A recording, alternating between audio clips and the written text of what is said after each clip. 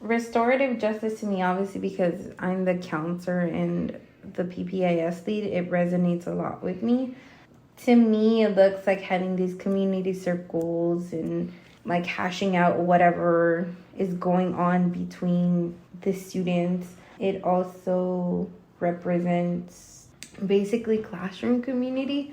Fix whatever is going on within the classroom and not let it escalate to the yard or wherever it may go. And just having different types of consequences. For example, like instead of like doing a suspension or an in-school suspension, like in my school, they use a specific social emotional curriculum that we have the students like go through the lesson. We assign them a playlist with multiple lessons. So like if they were stealing, they would focus on theft and like what it is to respect other people's stuff.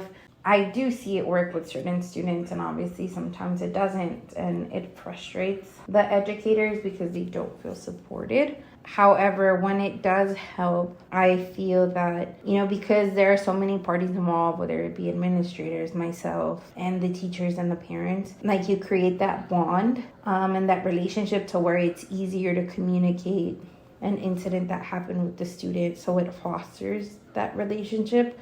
And it makes things easier to work with the student. But again, it is a 50-50 chance where I've seen it frustrate educators. Of course, the students don't like it because they can't go to their nutrition or recess or lunch and play with their friends because they have to do these like restorative practices, whether it's apologizing, writing a letter, or doing the lessons. And so it does stop the behavior. But again, it is hard in a sense where you have to have all party buy-in, which includes like the parents. And sometimes you hear the parents, like let's say it was a hitting incident. The student says, oh, well, my mom told me if somebody hits me, hit them back. So with that ideology, it's very hard to work with because you don't have the support at home. So that's where it does get a little wishy-washy. That's when things don't work because the student goes home and they hear something completely different.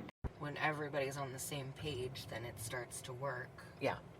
But it doesn't sound like that's happening elsewhere. No, it's, honestly, that stuff at the beginning of the year, it gets talked about from time to time, and, other things start taking precedence, and we're back to square one with everybody for themselves trying to figure out how these kids can be made to behave or made to, I don't want to say assimilate, but, to blend in with the rest of the class and not draw that attention to themselves. I feel like the kids feel like they're marginalized and they act out. It's the same group of targeted kids, and they may have these behaviors, but they're not the only ones. No. And they're the first ones that are singled out as the people that, are instigating, or they're, they don't listen, or, and that's... Never mind if they're provoked. Right. Well, I think there just has to be a blanket policy, that neither school has presented that. There doesn't seem to be a uniform, this is how we are treating all of these issues to help facilitate restorative justice, or at least have like a plan. Like a plan, right? A lot of these issues are happening in very specific classes. The counselor is stepping in, but I don't see the administration stepping in, and so these teachers are overwhelmed.